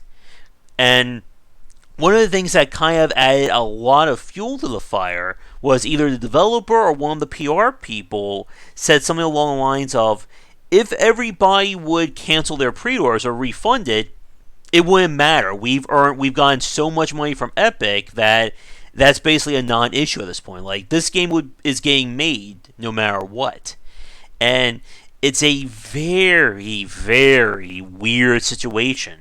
I was talking to Shark about this before the cast, but those of you who watch me, you know that I typically favor the developer first in most cases of developer versus consumer behavior, just because I speak to them or I speak to developers on a regular basis. But this is a very hard position I'm in for this one. Now, as we've talked about, this is not the first developer to go Epic exclusive. Metro has done it, Rebel Galaxy has done it, Hades, another really big example of this. And those cases, to me, weren't that big of a deal because those games were, other than Metro, they weren't out yet. They were going to be developed long term. But this game is something that was crowdfunded. I mean, they basically sold it as saying, you're going to get this on Steam and GOG and all that, and we need your money to succeed. That's the whole point about crowdfunding. So to kind of throw Epic's money in like the consumer's face like this, it makes me feel very icky when I think about this. So for you, Shark, as an independent developer, and again, as somebody who is kind of keeping an eye out on the digital storefront wars that's going on, like, what do you think about this? Well, first, I think we have to make some assumptions on what exactly happened in the order of events, kind of thing. Mm-hmm. And what I figure happened is they crowdfunded. They got enough to maybe make the game, maybe make a lot of the game, or maybe make the game with sacrifices. I don't know, but something they can make the game at some level of completion, kind of thing, and maybe go early access after that point, and try to finish it. But then Epic came along, and they wanted to boost their store up, so they wanted to offer exclusive and for a year. And this is a topic that could stream on forever, but I'll put this in a very short term. The way I feel about the exclusive for a short period of time, I think a year is way too long.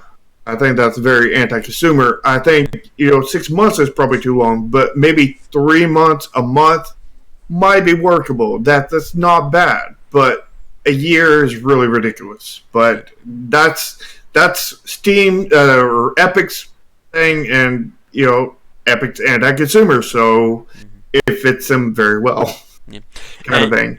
And as a quick update, I just want to say I did find a name. The studio is Snapshot Games. That's Julian Gollop's studio.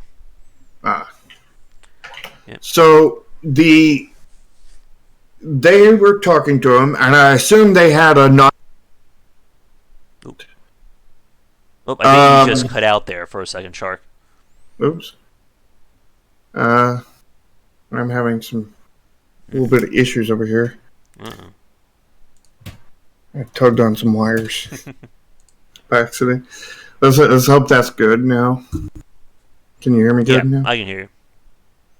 So we have to assume that they probably had some kind of non-disclosure, so they couldn't talk about it. So now from the developer, they can't talk about it until it goes through, and they cannot. They have a deal that's put in front of their face that, hey, this is going to pay for the game, everything that makes the game. This is going to make you instantly successful. You don't even have to sell any copies. You are just instantly successful, and you have enough money to make your next game. You can keep your people employed and everything. And I know looking at that, I would be like, oh man, that would be awesome. But then you have to look at it and be like, well, now we have to tell the people, but that we want to do this, but we can't do this. We can't tell them before we concrete the deal. And this is the point where I personally, because I would personally sort of like this deal, because it ensures my studio stays alive, kind of thing. But this is the point where I would contact Epic and be like, I like this deal, but the only way that we're going to be able to do this is if we get the approval of our backers that have supported us and brought us this far, and we have to at least be released from the non-disclosure so we can talk to our people on Kickstarter. We won't, we can still have a non-disclosure with everybody else, but we have to have a release for our backers and investors because they are part of the company at that point. And I would go to them and see if they tell them everything, tell them that this would guarantee our success, tell them that, this would, be good for the company in lots of ways, and what they think about it. If they think we should move ahead with it, and not burn our fans. We don't want to burn our fans, That is, of course, that's pretty much rule number one when it comes to being an independent developer. Because once you lose a fan, they're gone for good. And the few big points, and what Mike and BP are talking about as well in chat. Like, as you said, Shark, like, you can tell that Epic is throwing money around. Like, they're going basically the, throw money at the problem kind of situation for getting the Epic Games Store. And like you said, with this kind of deal, like, a lot of people would do this, no questions asked. Like, for instance, I'll give you the example in a second.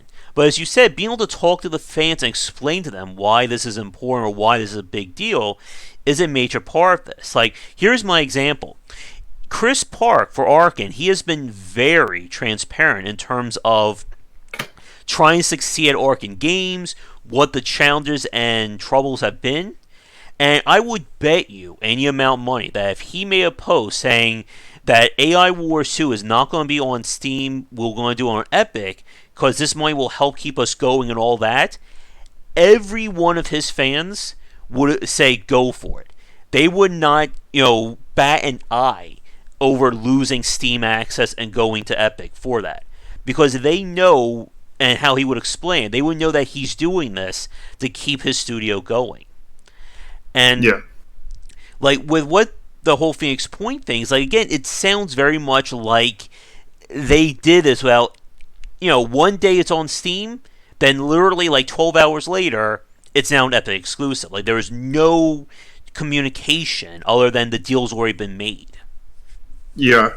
The thing may have been, though, and I don't know if this is a case, but this is a potential case, is that, say, again, it was my game kind of thing, and I always wanted to do this kind of thing. Mm-hmm. And then Steam, or Epic said that after I went to them and said that we got to let our backers in this, mm-hmm. and then they say, no, you've got to either take this deal or not take it. And that's when you're left with a extremely hard choice between, mm-hmm. The future of your company and the future of your company. Mm-hmm. Because either way you do it, you're either going to burn your fans or burn your money that's going to keep you open. And it's a damned if you do, damned if you don't situation. We don't know if it came down to that. I mean, it could have just been that they were never asked. They never asked to contact the backers. We don't actually know. It could be either way. And I could see either way both plausibly happening very easily. I could see the developers ignoring the fans really easily and just burning them on purpose because, hey, we got money over here. Yep. See the Epic Games being anti-consumer and it's like, screw those guys, we don't care. We want the decision now. Yep. So I could see both ways happening, and I couldn't speculate to which way it happened, but both are very likely. And if it was the way of the developer saying screw the fans, then that was obviously really bad. If it was the way of Epic Games saying screw the fans, that was not it was not bad on the developer part for that, but the developer had to face the very hard decision to which way they were going to screw over their company. Mm-hmm. Yep. And when you're looking at long-term stuff like this here, I generally see that this kind of thing with the fans, it'll with the current culture and everything, it'll probably drop a lot of controversy at first, and then shortly after it'll drop, and it'll be like it never. By the time that year is up for the exclusive, mm-hmm. it'll be like it never happened, and they're going to sell just as well as they would have had they not done that. Yep. And if not better. Mm-hmm. And so they could have potentially thought about that and then decided to burn them at that cost because it's going to cause controversy, but it's not actually going to hurt their business. It's only going to help their business at worst. Yeah. And it's really, it's really a moral issue kind of thing rather than it's a moral / business issue. And it's really, depending on which, way that this happened to go, to whether which way, if it was more business or morals kind of thing. Yep. I mean, backers are consumers, but they're not your normal consumer. Yeah. They're your hardcore fans. They're the yeah. people who, again, they're going to evangelize your game. But yeah. in the flip side, they're also the ones who are going to demonize it if you slight them or you go against them. Yeah. But let's think about how much of a demonization be. They're just moving from one platform to another, and I'm assuming they're still all going to get Steam keys, but they would probably be able to exchange those Steam keys for Epic keys, or maybe they would get both. I don't know. I But can like, maybe clarify a little bit on that. So right now, my Steam key for Phoenix Point is gone. I do not have access to it anymore. So they are basically right now, if you want to play Phoenix Point, whether it's the beta or whatever version, you need to have Epic Games installed. They've also said that for anyone who buys it on Epic Games from now or until the exclusivity deal ends, they're giving the entire year of DLC for free. Now, I was looking this up as you were talking. Apparently, they had stretch goals for Phoenix Point that did not get made, or they didn't raise enough money for that. From what they're saying is that thanks to this deal and to all that, those stretch goals are going to now be in the form of the DLC, and that DLC will be included for free if you buy it on the Epic Games Store. and what BP says is they lied. And yeah, that's the point I was getting to earlier about burning your fans. Yep. And But it's a question on how much of a burn this is, because, like, I mean, I definitely would not want to burn my fans, but I would question to how much of a burn this is. Like, I think a lot of people are getting Epic now, and so it's not going to be a burn to them, and people are fighting Epic because they're anti-consumer, so it will be a bigger deal to them, and it's just a question on the individual. I think more people are going to be mad about it than not, but in the end, it is essentially just a installer, and that's, it's not like it costs any money. It doesn't. It's not a super big burn or anything. It's have an extra installer on your PC, which people will be very annoyed with, but annoyance is not necessarily a really bad kind of burn. I mean, it's not like loot boxes or anything. I mean, loot boxes, you got an installer and then you got a loot box. Which way is that scale going to be weighed? Yeah, and that takes me to the other point, what Mike is saying too about. Just kicking my desk there about what Epic means in the long-term sense of things right now. Because again, for myself, I don't care. Steam, itch.io, Humble, Epic, Discord. If the game's on there that I want to play, I'm going to jump through that hoop to do it. It doesn't matter to me. But like you said, like what Mike's been saying, there are a lot of people who are very much, their platform, locked, or they're so favored by that platform for different reasons. Now, again, as BP is saying, a major part about Steam, and as we said before, they are very much consumer friendly. They have done everything they can the last 13 or so years to make Steam as easy as possible for someone to download and use. Again, stuff like integrated friends lists and matchmaking and patches and stuff like that, that earned so much goodwill for an audience who didn't have that stuff, 5 to 10 years prior. But with that said, as we've said, the major point that Epic Games and what a lot of people have been arguing is that Steam is not the best place for developers. We've said this on many casts. I think we may have even said when we last spoke with each other that for developers out there wanting to make their game, Steam doesn't care. They do not care about your game at all. They care about your money. They care, that's certainly what they care about. But if you that's the reason why they're not lowering that percentage to big games, that already make plenty of money.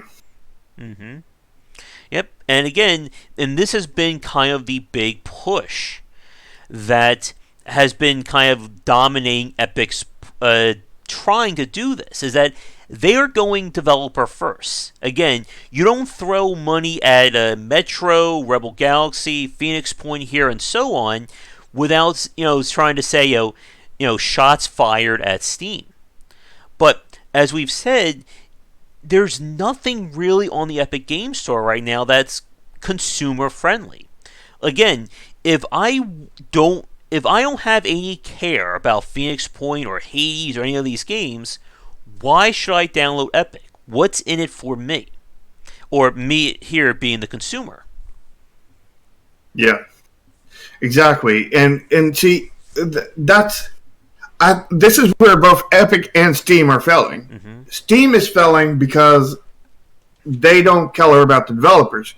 Mm-hmm. And they're essentially causing the death of many developers. Yep. And they're not caring. And that's going to cause games to dwindle, specifically indie games, that are unestablished.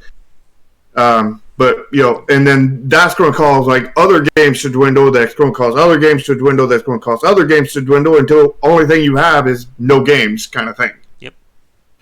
And you're going to have, everybody will be fiending for a game on Steam, but there won't be any on there kind of thing. Or there'll just be a very few on there. And then you have Epic doing the exact opposite, where they're feeding all these hey, let's get this done, let's do this, let's get it done right, kind of thing. And then they're going to end up releasing these games, and there's not anybody there to buy them, and the developer will flop unless they took one of these exclusive deals with them where they already guaranteed to succeed because they took the exclusive deal. Mm-hmm. Yep. And they're like bipolar, basically. Yeah. And I think you have to, if we want a truly good platform, you can't be bipolar. You can't be consumers only or devs only. You have to be both consumers and developers, and you have to embrace both of them if you really want to do well, in my opinion.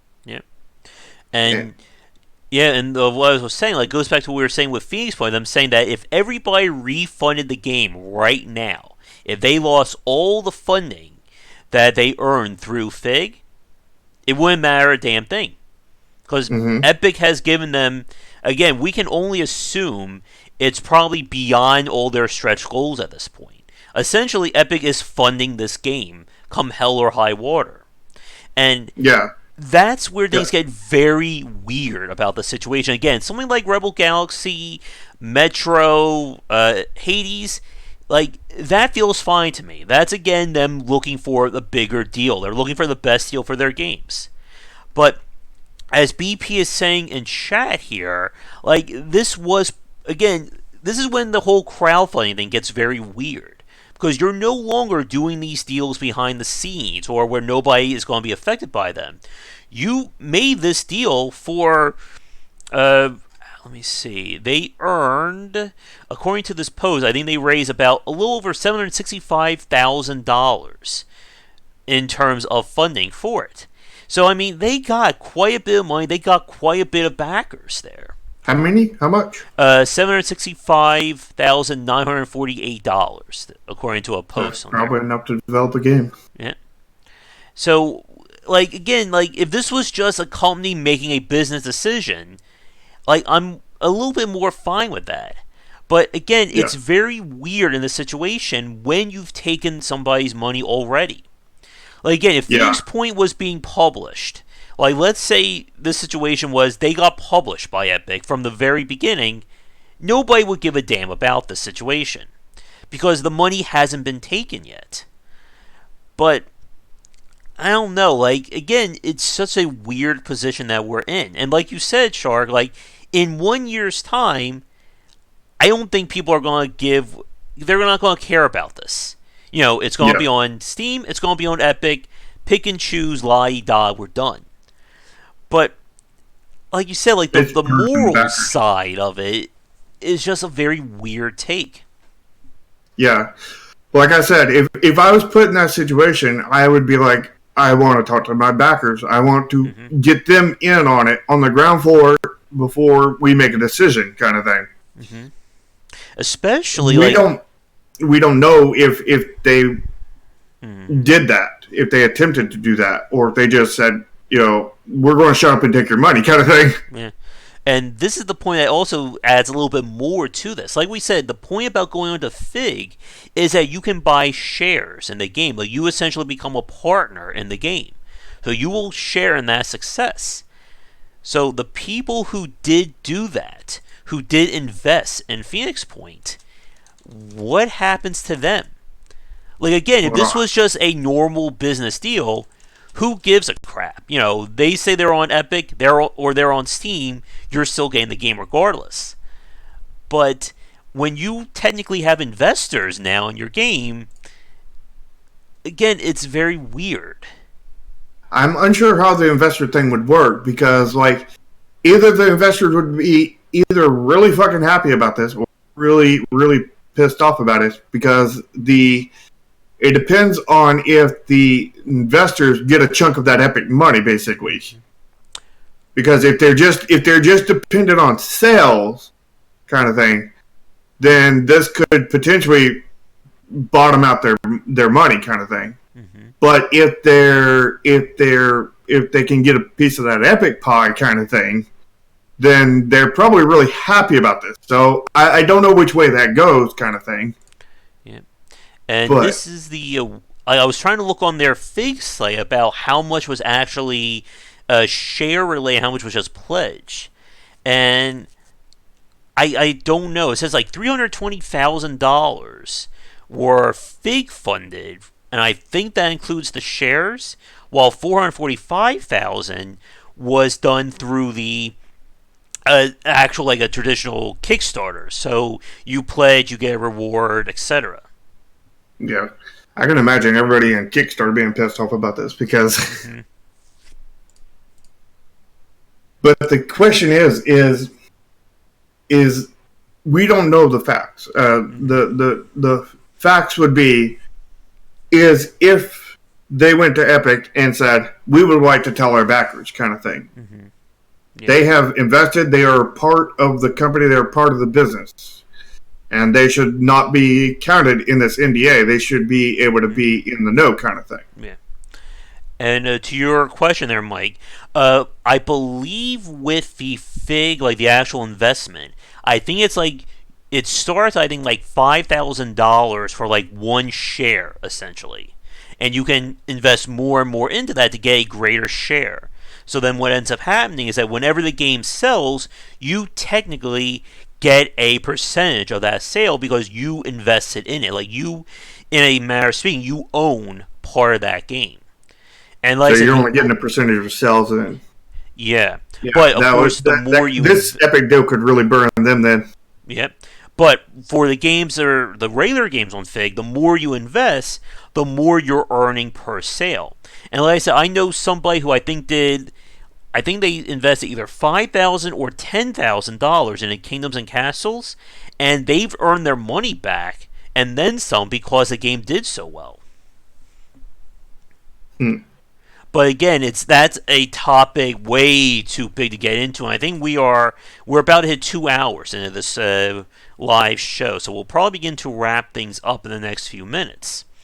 But again, and I know when we last spoke, I know that you are very much interested in Discord in terms of what they're going to offer as a digital store going forward. yeah, absolutely. Like Discord has a reputation for being consumer friendly and developer friendly, which is the reason why I'm really liking them. Is they have like the strength of Steam and they have the strength of Epic, for those two sides, and they also have a large base of people, consumers already there.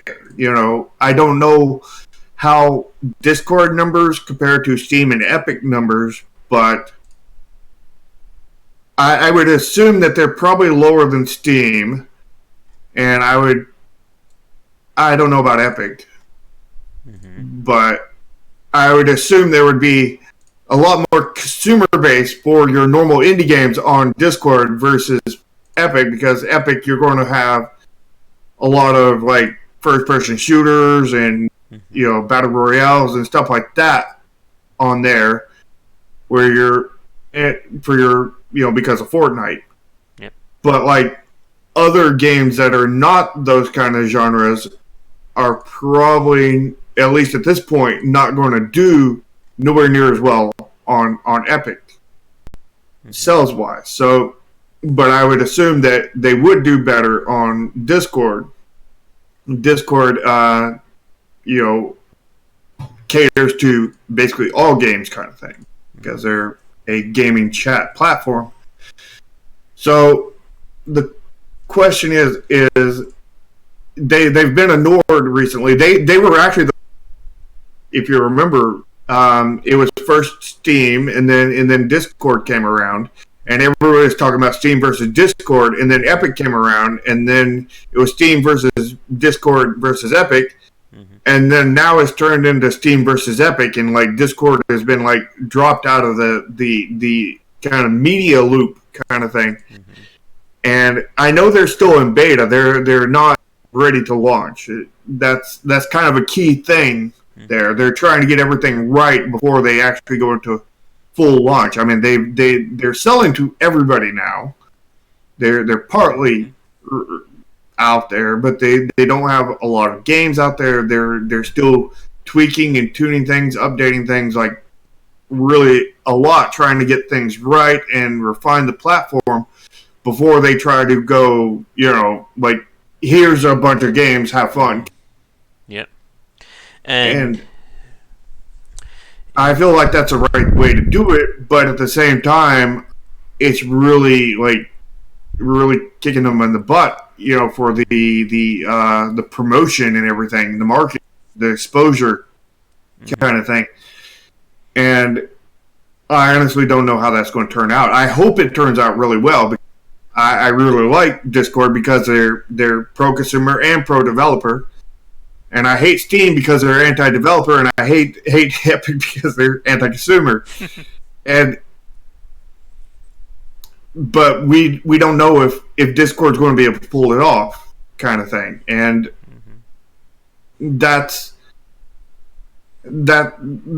all this stuff is going to have to play out. Yeah. We're going to have to, and competition between the three is going to also have a factor in there, because like Steam might get off their butts and do better. Epic might become more consumer friendly. Discord might become more popular or less popular. We don't know. Yeah. We don't know any of this stuff, and it's going to be one of those things we have to watch and see what happens. And another thing is people don't complain about having to install Discord because most gamers already have Discord. I wouldn't say most, but a lot of gamers already have Discord. Yep. And there's not like, oh, you have to download something else. And another thing Discord has is they realize this thing about people not wanting multiple installers, so they sit there and put a thing in there to where they can literally search your computer and find basically every exe, every shortcut, every game that you own, kind of thing, whether it's a Steam game or an Epic game or a game that just is on your hard drive. And they have all the shortcut launcher there and everything, and like this is stuff that we haven't ever seen before. This is the closest thing we've seen to this is like in Steam, where you can go in there and specifically add a non Steam game into your Steam library, kind of thing. Yeah. But I don't think that's a one-click kind of thing like Discord is. And they just have all these things that are just adding up to be an amazing platform. It's just the question on, will it work? And that's a question to what we have to find out over the next several years. And also, what does was birthed between the competition between Discord, Epic, and Steam. Because all those platforms can change and may change, probably will change to a certain point, except for maybe Steam because they seem to be really set in their ways. Yeah. We'll have to see if they can change, but let's see if they're willing to. Yep. And it's a very, very volatile market at the moment, to say the least. And going exclusive and all this stuff, it's really, really just a hard thing. And it's like, I would not want to release a game right now, for sure. I am very glad that basically Chromatia has already been out there and failed and gotten back in, kind of thing, and we're free of this whole shops war kind of thing, platform war, whatever you want to call it, because this is going to be really messy. I can guarantee you that. It's already been really messy, but I'm pretty sure it's going to get about 30 times more messier than it currently is before it's all over, and it's going to be something to watch, and that's where I'm glad that my next game is not dependent on a platform, since it's technically playable in a browser, and it's a free game, and it's can have a downloadable client that we can put on pretty much any platform we want that we get permission to put it on. Because that allows us a certain amount of freedom from this whole console or platform or whatever we call it, war kind of thing, battle, competition. And the thing is even if Discord wins this, which I kind of hope they do, kind of thing, I don't want Steam or Epic to die. I want competition to be out there. But the likelihood is that they will die, because that seems to be the way of the internet, is the way of monopolies. Because, I mean, Facebook and MySpace traded blows for a certain amount of time, and then there was one turning point, and then nobody was on MySpace anymore, and it was just Facebook, which I really loved MySpace, and I really, really hate Facebook. Facebook looked so generic and plain, and there was no personalization, and it's just, this bullcrap where MySpace you could make your page, you can customize it, there was all kinds of cool shit on there, and I actually enjoyed using that, and had it stick around, I would probably be using MySpace today. I mean, they still technically around, but, I mean, like, relevant around. And I have a feeling that the same is going to come from platforms, when we're talking about this. But I don't want it to come to that. But it is likely to come to that because, like people have said over and over, they only want one installer. They only want one platform because they don't want to go to Epic because they have Steam. They don't want to go to Discord because they have Steam. They don't want to do any of these things because they already have one thing. And that's all they want. So that if they go and adopt a new thing, they're only going to want that one thing still. It's just be a new one thing. And that's very bad for the market to have no competition out there, kind of thing.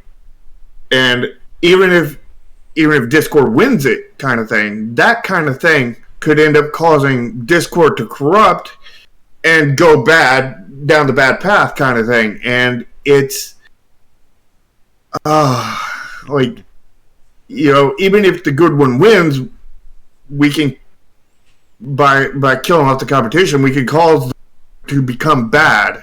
Yep. It's a mess, and it's going to continue to be a mess for a while. And it's just one thing we're going to have to wait and see how things evolve and turn out. Yeah. But I think with that, we are past the 2-hour mark, so I think we'll probably wrap things up here. So, I guess here are my final thoughts on everything. Like, as you said, Shark, like, it's still very early in terms of how things are going to shake out. And the thing that I'm really interested in looking at is where these games are going to be in 1 year from now. When the exclusivity deal runs out, how well will these games do at that point?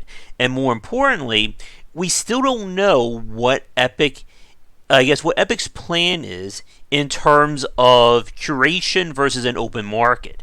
Obviously, right now they are a curated platform, but they've said in interviews that that may not be the case going forward. And like as you said, Shark, like at the end of the day, whoever becomes the new Steam, or if there will be a new Steam, can end up right back in the situation. We've seen this whole idea of like the indie gold rush, moving from platform to platform, site to site, and then we're just repeating the same problems as before. And it is no easy solution. Like, again, there are people who are pro Epic just as there are pro Steam. And it will be very. I'm curious again about how Discord is going to play out. Because they're the only ones right now that, as you said, they haven't officially said, hey, we're a digital store now. Come buy our games. Come sell your games for us. They've been taking it very slowly. Well, I think we could argue maybe Epic rushed things a little too quickly in terms of getting. Again, like, it was like 1 week, there was nothing. The second week, Epic Game Store has been announced. Third week, we have a platform exclusives being announced at the the Video Game Awards show. And again, like, it's not going to be, I think, an easy situation for developers. Again, Steam is still, I think, considered like your bread and butter release. Just because, again, of how many consumers are on that platform. But with that said, though, it's still very much a hard place if you're not already established. And yeah, it's pretty much impossible right now. And again, like, we still don't know how everything is going to end up in 1 year's time. Or even in less than that. Who knows what could happen with Discord or with Epic. Because these stores do get updated. Steam again announced that they're going to be removing off-topic reviews. But again, Steam is very slow in this regard. And Discord, like with the example Mike brought up, like they announced it's going to be a 30% share. And then the second Epic, my voice is starting to die here. The second Epic said we're going to have a 10% share or a 10% cut, Discord said, okay, we're going to be 10% now. Like, Discord seems to be like the most adaptive or the most agile of the platforms right now. I thought Discord had announced that it was going to be 10% before Epic had made their announcement. No, I think that came after the Epic announcement. But either way, though, Discord, it looks like they're willing to make these changes to adapt on the fly. And that's something that we haven't seen of Epic or Steam as of late. As of ever. Yeah. Pretty much. With my voice dying and with us pushing almost past the 2-hour mark, we're going to end things here. So, for this cast, I'm going to leave this as public when it goes up. I'm still going to cut into like little more digestible pieces, but I'm curious how people will respond to this. If there seems to be enough interest, I'll leave these up as public. If not, we'll make them once again completely ad-free and uncut for the Patreon supporters. But for those of you watching this, either if you're new or old, thank you so much for tuning in. Be sure to check out our Discord channel link down below. And you'll still get ad-free versions of this if you subscribe to the Patreon. But let me know what everybody thinks. And Shark, thank you so much for being my guest co-host this week. I was very happy to be here. All right, so we're going to end things here. I'll be back later tonight for our regular game streaming. I'm going to go take a rest and a sip of water.